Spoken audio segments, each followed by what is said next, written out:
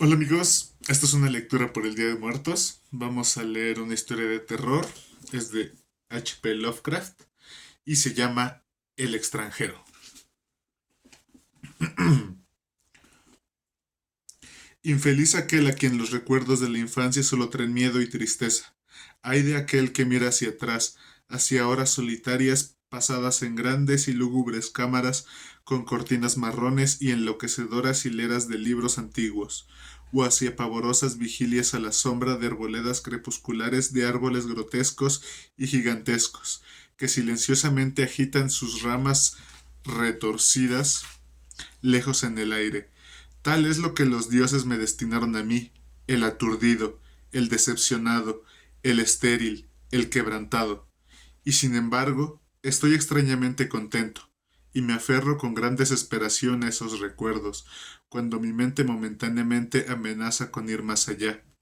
No sé dónde nací, salvo que el castillo era infinitamente viejo y horrible, lleno de pasadizos oscuros y con techos altos donde el ojo podía encontrar solo telarañas y sombras. Las piedras en los pasillos derruidos parecían siempre espantosamente húmedas. Había un olor maldito en todas partes, como a cadáveres amontonados de generaciones muertas. Nunca había luz, por lo que solía usar velas y las miraba fijamente para darme alivio. Tampoco había sol al aire libre, ya que los terribles árboles crecían muy por encima de la torre de acceso superior, una sola torre de color negro que estaba por encima de los árboles y que daba a cielo abierto y desconocido, pero estaba casi en ruinas y no se podía ascender sino por la pared escarpada, piedra por piedra. Debo haber vivido años en ese lugar, pero no puedo medir el tiempo. Seres vivos debieron haber atendido mis necesidades. Sin embargo, no puedo rememorar a persona alguna excepto yo mismo, ni ninguna cosa viviente salvo ratas, murciélagos y arañas, silenciosos todos. Supongo que quien me haya cuidado debió haber sido asombrosamente viejo, puesto que mi primera representación mental de una persona viva fue la de algo semejante a mí, pero retorcido, marchito y deteriorado como el castillo. Para mí no tenía nada de grotescos los huesos y los esqueletos esparcidos por las criptas de piedra cavadas en las profundidades de los cimientos. En mi fantasía asociaba estas cosas con los hechos cotidianos y los hallaba más reales que las figuras en colores de seres vivos que veía en muchos libros mohosos.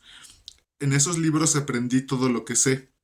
Maestro alguno me urgió o me guió, y no recuerdo haber escuchado en todos esos años voces humanas, ni siquiera la mía, ya que si bien había leído acerca de la palabra hablada, nunca se me ocurrió hablar en voz alta. Mi aspecto era asimismo una cuestión ajena a mi mente, pues no había espejos dentro del castillo y me limitaba por instinto a verme como un semejante de las figuras juveniles que veía dibujadas o pintadas en los libros. Tenía conciencia de la juventud a causa de lo poco que recordaba. Afuera, tendido en el pútrido foso, bajo los árboles tenebrosos y mudos, solía pasarme horas enteras soñando lo que había leído en los libros. Añoraba verme entre gentes alegres en el mundo soleado allende de la floresta interminable. En una ocasión hice el intento de escapar del bosque, pero a medida que me alejaba del castillo, las sombras se hacían más densas y el aire más impregnado de crecientes temores, de modo que eché a correr frenético por el camino andado, no fuera a extraviarme en un laberinto de lúgubre silencio. Y así, a través de crepúsculos sin fin, soñaba y esperaba, aun cuando no supiera qué, hasta que en mi negra soledad el deseo de luz se hizo tan frenético que ya no pude permanecer inactivo y mis manos suplicantes se elevaron hacia esa única torre en ruinas que por encima de la arboleda se hundía en el cielo exterior e ignoto. Y por fin resolví escalar la torre, aunque me cayera, ya que mejor era vislumbrar un instante el cielo y perecer que vivir sin haber contemplado jamás el día. A la humedad crepuscular subí los vetustos peldaños de piedra hasta llegar al nivel donde se interrumpían, y de ahí en adelante, trepando por pequeñas entrantes donde apenas cabía un pie, seguí mi peligrosa ascensión. Horrendo y pavoroso era aquel cilindro rocoso, inerte y sin peldaños, negro, ruinoso y solitario, siniestro con su mudo aleteo de espantados murciélagos, pero más horrenda aún era la lentitud de mi avance, ya que por más que trepara, las tinieblas que me envolvían no se disipaban, y un frío nuevo, como de moho venerable y embrujado, me invadió. Tiritando de frío me preguntaba por qué no llegaba a la claridad, y de haberme atrevido habría mirado hacia abajo. Se me antojó que la noche había caído de pronto sobre mí, y en vano tanteé con la mano libre en busca del antepecho de alguna ventana, por la cual espiar hacia afuera y arriba y calcular a qué altura me encontraba. De pronto, al cabo de una interminable y espantosa ascensión a ciegas por aquel precipicio cóncavo y desesperado, sentí que la cabeza tocaba algo sólido. Supe entonces que debía haber ganado la terraza o cualquiera, o cuando menos alguna clase de piso. Alcé la mano libre y en la oscuridad palpé un obstáculo, descubriendo que era de piedra e inamovible. Luego vino un mortal rodeo a la torre, aferrándome de cualquier soporte que su viscosa pared pudiera ofrecer, hasta que finalmente mi mano, tanteando siempre, halló un punto donde la valla cedía, y reanudé la marcha hacia arriba, empujando la losa o puerta con la cabeza, ya que utilizaba ambas manos en mi cauteloso avance. Arriba no apareció luz alguna, y a medida que mis manos iban más y más alto, supe que por el momento mi ascensión había terminado, ya que la puerta daba a una abertura que conducía a una superficie plana de piedra de mayor circunferencia que la torre inferior. Sin duda se trataba del piso de alguna elevada y espaciosa cámara de observación. Me deslicé sigilosamente por el recinto, tratando que la pesada losa no se volviera a su lugar, pero fracasé en mi intento.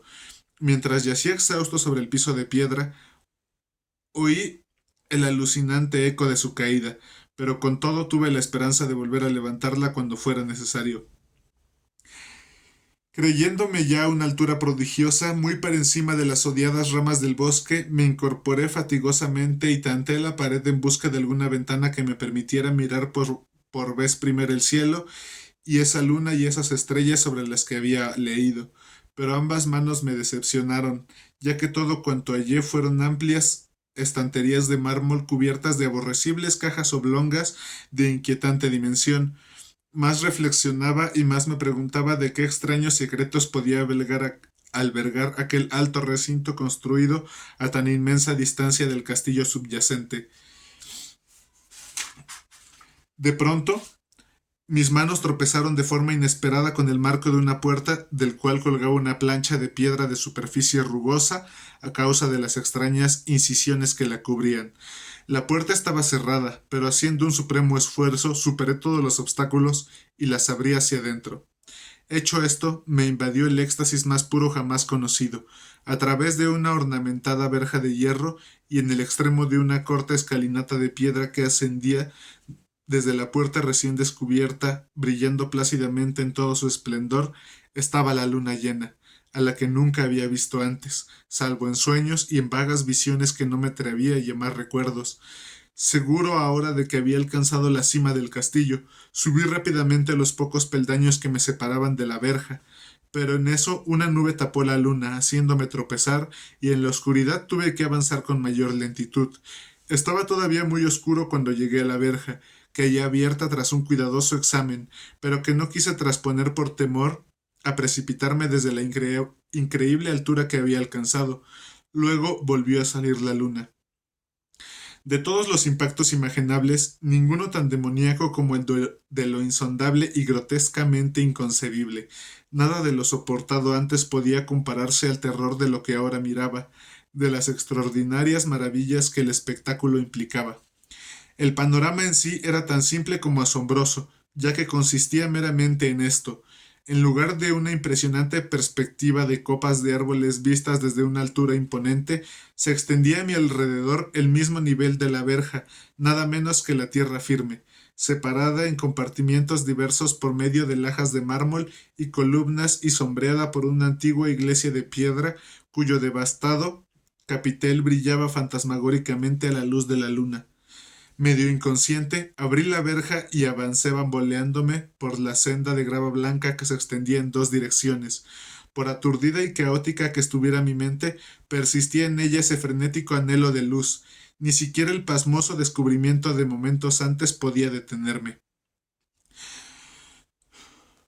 No sabía ni me importaba si si mi experiencia era locura, enajenación o magia, pero estaba resuelto a ir en pos de la luminosidad y alegría a toda costa. No sabía quién o qué era yo, ni cuáles podían ser mi ámbito y mis circunstancias. Sin embargo, a medida que proseguía mi tambaleante marcha, se insinuaba en mí una especie de tímido recuerdo latente que hacía mi avance no del todo fortuito. Sin rumbo fijo por campo abierto, unas veces sin perder de vista el camino, otras abandonándolo para internarme lleno de curiosidad por praderas en las que sólo alguna ruina ocasional revelaba la presencia en tiempos remotos de una senda olvidada. En un momento dado tuve que cruzar a nado un rápido río cuyos restos de mampostería agrietada y mohosa hablaban de un puente mucho tiempo atrás desaparecido.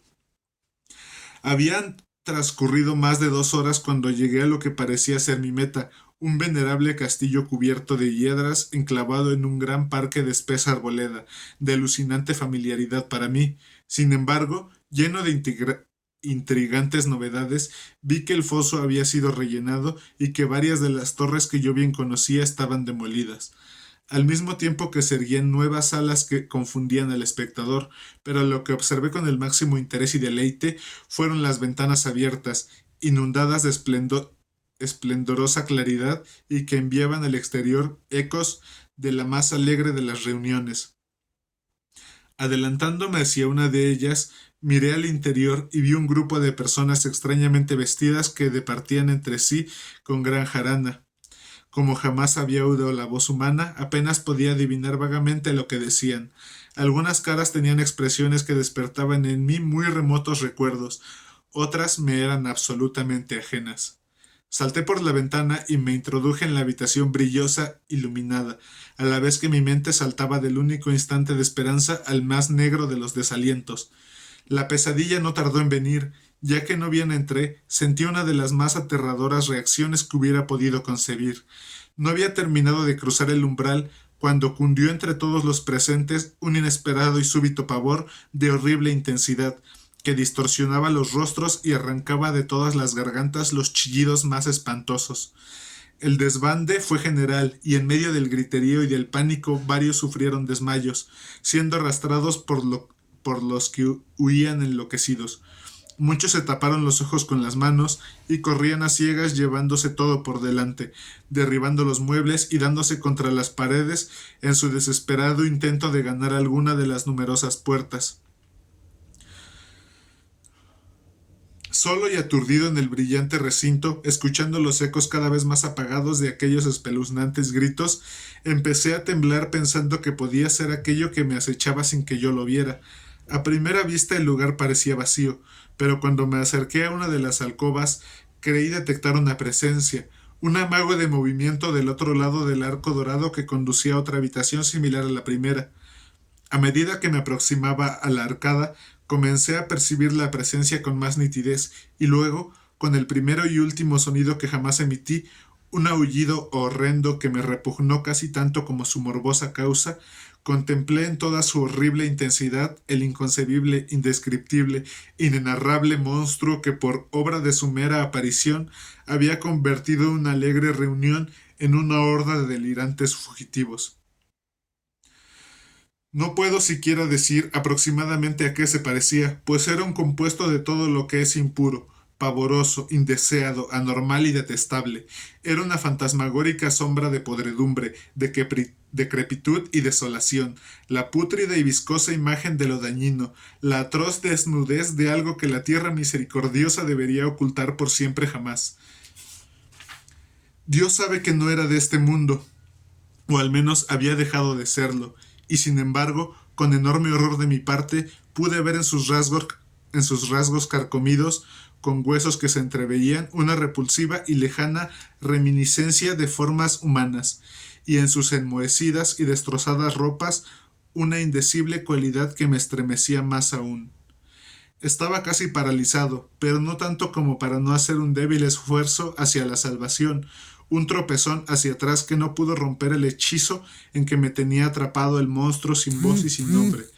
Mis ojos, embrujados por aquellos repugnantes ojos vítreos que los miraban fijamente y se negaban a cerrarse, si bien el terrible objeto tras el primer impacto se veía ahora más confuso.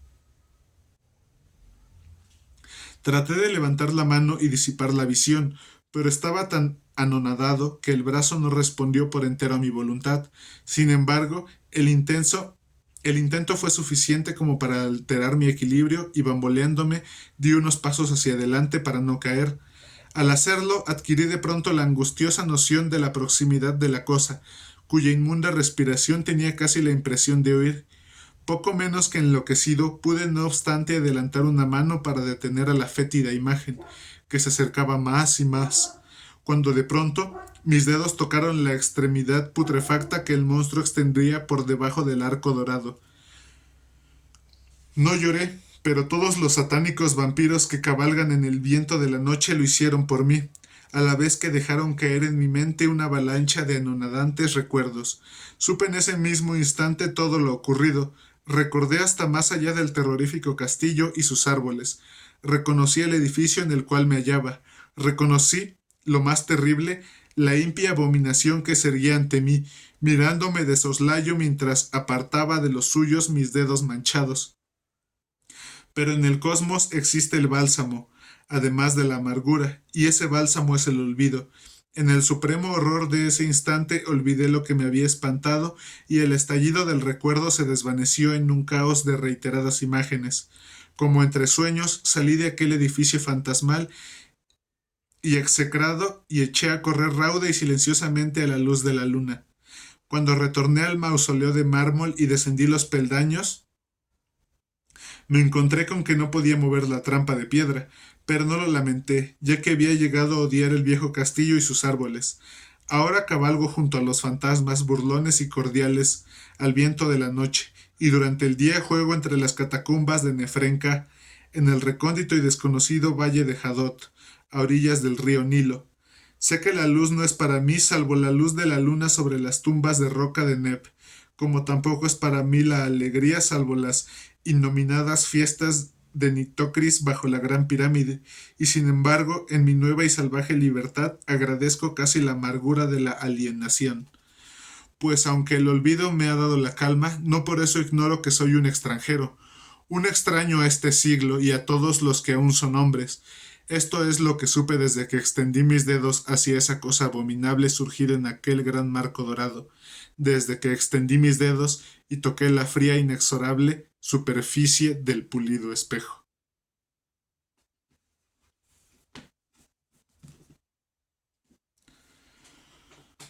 Una de mis historias favoritas, esta no es la mejor traducción, pero es la que tengo en física.